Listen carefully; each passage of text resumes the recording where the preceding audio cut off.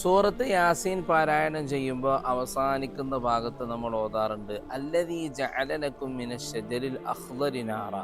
പച്ചമരത്തിൽ നിന്ന് തീയിനെ സൃഷ്ടിച്ച അല്ലാഹു സുബ്ഹാനഹു വ തആല ഒന്നുമില്ലായ്മയിൽ നിന്ന് നിങ്ങളെ പഠിച്ചിട്ടുണ്ടെങ്കിൽ ഇനിയും നിങ്ങളെ ജീവിതത്തിലേക്ക് മണ്ണായതിനു ശേഷവും തിരിച്ചു കൊണ്ടുവരാൻ കഴിവുള്ളവനാണ്.